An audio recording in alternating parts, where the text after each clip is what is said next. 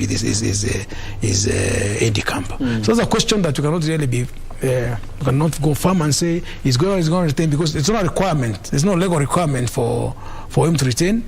But what is required is that shift on that day from that place, that the current commander-in-chief to incoming commander-in-chief. The president, the outgoing commander-in-chief, will still be given somebody from the KDF to go and continue arranging his things for some time until he's now able to transition completely. All right.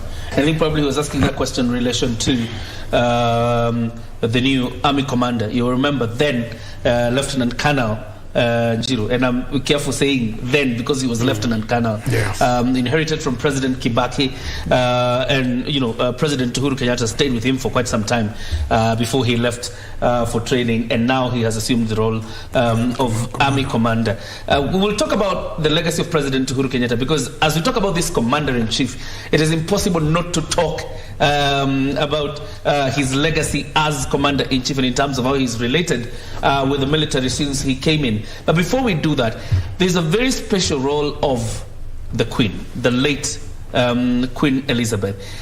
The Kenya Defence Forces, obviously borrowing from the model of the British Army. Tell us about the relationship between Kenya Defence Forces and probably how it is replicated across the Commonwealth and Britain, for example. Kenya Defence Forces, as it is molded, we have borrowed a lot from the British system. And that was initially because they were our colonizers and we took over from them. Currently, we have borrowed from, let me say, from all over the world. We have people trained from all parts of the world. And wherever those people have gone, they come with some traditions. Our tradition mainly is inclined to the British system.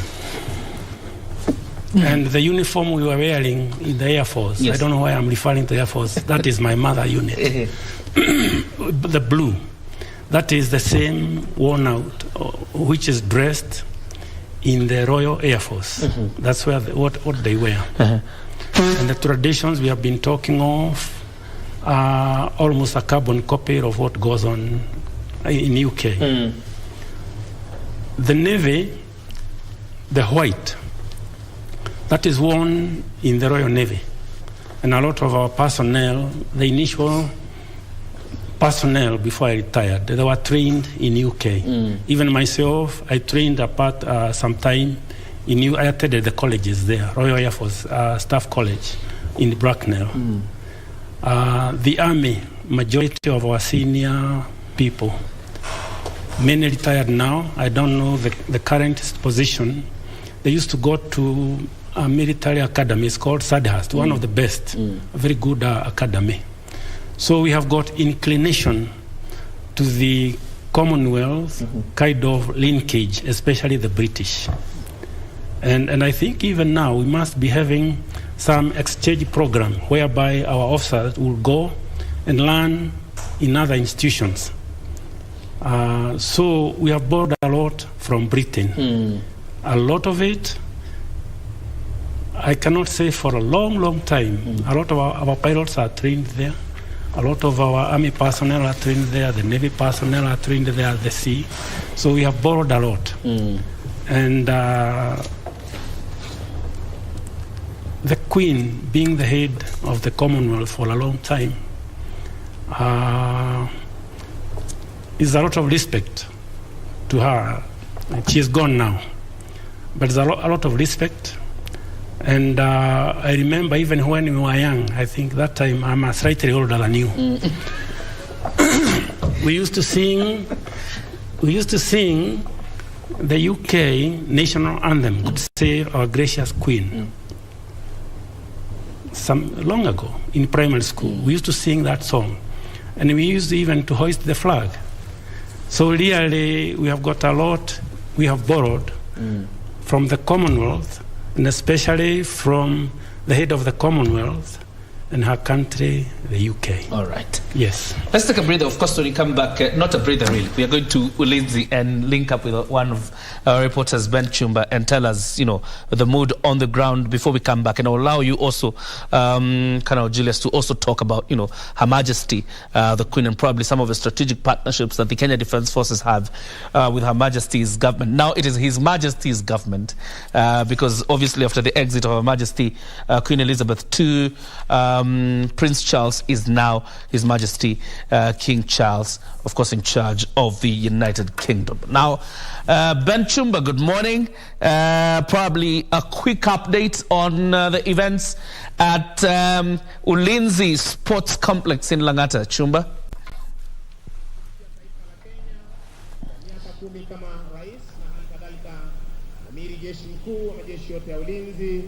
Ya Kenya. Mwenzangu Jacob John Kioria, kweli kabisa maandalizi hapa katika uwanja wa Ulinzi Sports Complex hapa katika eneo la Lang'ata, kaunti ya Nairobi imekamilika. Sasa kinachosubiriwa ni Rais Uhuru Kenyatta kuweza kuwasili katika uwanja huu. Kumbuka hii ni hafla ambayo imeandaliwa na majeshi ya Kenya ya kutaka kumuaga Rais Uhuru Kenyatta ambaye anastaafu kama amiri mkuu wa majeshi nchini baada ya kuhudumu kwa miula miwili. Unavyoona kwa picha pale ni maafisa wa majeshi kutoka vitengo mbalimbali tayari wamechukua nafasi zao katika maeneo ambako watakuwa na keti. Wale maafisa wamekuwa wakikagua hapa mitambo ya sauti ama ukaguzi wa mitambo kuhakikisha kwamba kila kitu kiko shwari. Tumeweza pia kuona kwaya mbalimbali wakifanya maandalizi ya nyimbo ambazo watakuwa wanatumia ama watakuwa wanafanya ili kuweza kutumbuiza wageni mashuhuri ambao wanatarajiwa kufika katika uwanja huu wa Ulinzi Sports Complex hapa Lang'ata. Labda tu ni kuarifu mwenzangu Kiori ni kwamba wageni mashuhuri tayari wameweza kuwasili. Hapo mwanzo tuliweza kumuona mkuu wa majeshi ya ulinzi nchini Dr. Robert Kiboshi ameweza kuwasili takriban dakika 35 zilizopita.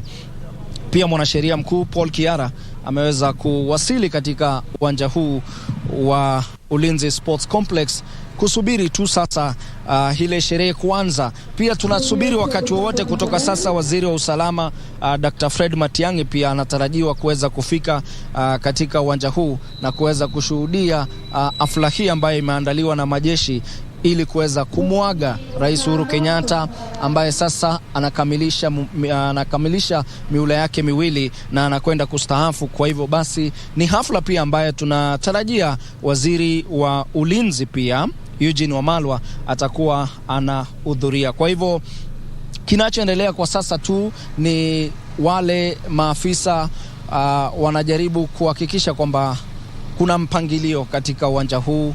Wale ambao wanaketi wakisha keti wanaarifiwa kwamba wasije tena wakaamka na kuzunguka, kwa sababu wakati wowote kutoka sasa Mheshimiwa Rais Uhuru Kenyatta atakuwa na wasili katika uwanja huu.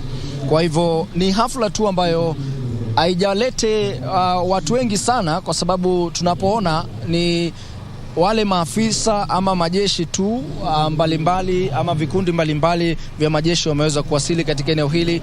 Alafu pia kwa upande wa raia tumeona tu kwaya mbalimbali ambazo zinatarajiwa kuweza kutumbuiza wageni hapa na wanahabari. Kwa hivyo hii sio hafla ambayo unaweza ukasema kwamba Wakenya kutoka tabaka mbalimbali wameruhusiwa kuweza kuingia.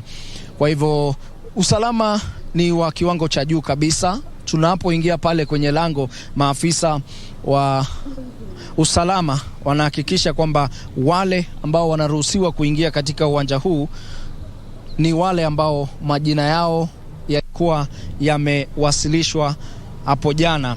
Kwa hivyo ulinzi ni wa kiwango cha juu kabisa hapa. Na kumbuka tu labda mwenzangu Kioria ni kwamba katika hafla hii tunatarajia masala mbalimbali. Tunatarajia majeshi wataweza kufanya maandalizi yao katika njia yao ya kabamba ambayo huwa tunaelewa, na pia tunaweza kushuhudia pia Rais Uhuru Kenyatta ambaye atakuwa anatoa hotuba pia kwa taifa, ama pia atakuwa anatoa hotuba tu hatua ambazo ulinzi ama maafisa wa ulinzi nchini wameweza kufikia katika kulinda taifa la Kenya.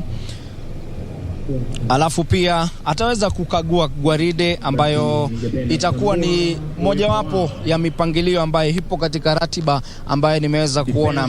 Na hii si jambo la kwanza kufanyika. Itakumbuka kwamba mwaka 2013 mwenda zake rais mstaafu Kibaki pia aliweza kufanya hafla kama hii, na ni hafla ambayo ilifanyika katika uwanja wa Moi Airbase pale Eastleigh, na kwa hivyo si jambo la kigeni, ni jambo tu ambalo ama ni hafla ambayo mara nyingi hufanyika tu wakati ambapo rais anaondoka mamlakani baada ya kuhudumu kwa takriban miula miwili kama jinsi katiba inavyoeleza. Kwa hivyo wanafunzi pia wameweza kukaribishwa katika hafla hii waweze kushuhudia.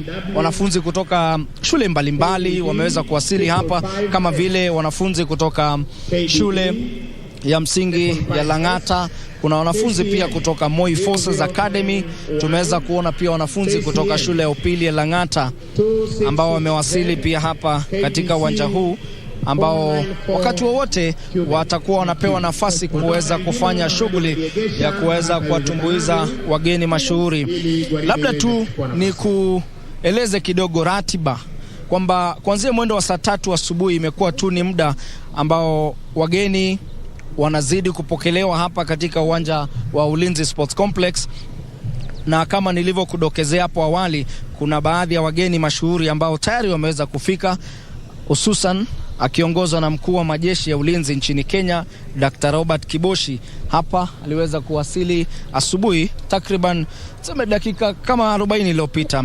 Tumeweza pia kumuona mwanasheria mkuu Paul Kiara amewasili, na wakati wote tunatarajia sasa waziri wa usalama Fred Matiang'i ambaye pia atakuwepo na waziri wa ulinzi Eugene Wamalwa ambao pia watakuwa wameambatana na Rais Uhuru Kenyatta katika hafla hii. Ni hafla ya kuweza kutoa tu ile shukran ama kuweza kumuaga Rais Uhuru Kenyatta ambaye sasa baada ya kuwa amiri mkuu wa majeshi ya ulinzi nchini basi anakwenda kustaafu. Kwa hivyo ni kikao ambacho kinatarajiwa kukamilika mwendo wa saa 9 hivi kulingana na ratiba ambayo ninaona hapa. Nilivyokueleza pia hapo awali, kutakuwepo na watumbuizaji kutoka makundi mbalimbali, hususan Maroon Commandos Band ambayo tunaifahamu sana katika hafla mbalimbali ya majeshi ya ulinzi.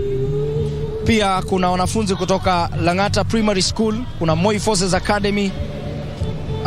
Kutakuwa na wanafunzi pia kutoka shule ya Lang'ata ambao watakuwa wanafanya kutumbuiza wageni katika uwanja huu wa Ulinzi Sports Complex. Kwa hivyo mwenzangu Kioria, ni shughuli ambayo naweza nikasema kwamba maandalizi yamekamilika. Kinachosubiriwa tu sasa ni mgeni mashuhuri kuweza kufika katika eneo hili ili kwamba sherehe yenyewe ianze rasmi. Kwa hivyo tutazidi tu kufuatilia kujua mambo yanakwenda vipi. Kumbuka kwamba hii si mara ya kwanza jambo kama hili kufanyika, ama hafla kama hii kufanyika. Hapo awali tuliweza kushuhudia mwaka 2013 wakati ambapo hafla pia iliandaliwa ya kuweza kumuomba ama kumuaga aliyekuwa rais wa Jamhuri ya Kenya Mwai Kibaki, na ni hafla tu ambayo pia iliweza kuhudhuriwa na viongozi mbalimbali. Kwa hivyo kwa sasa tu ni kusubiri. Wale maafisa wamekagua mitambo ya sauti, kwaya mbalimbali wamefanya maandalizi, wamekamilisha. Kwa hivyo mipangilio imewekwa kabisa katika uwanja huu wa Ulinzi Sports Complex hapa eneo la Lang'ata hapa kaunti ya Nairobi, kuhakikisha tu kwamba wakati ambapo Rais Uhuru Kenyatta atawasili katika uwanja huu, sherehe rasmi inaanza. Kwa hivyo sina la ziada hapa tu, mwenzangu Kioria takuwa nafuatilia matukio na bila shaka tutawaeleza watazamaji wetu jinsi mambo yatakavyokuwa yanatukia. Kwako Kioria.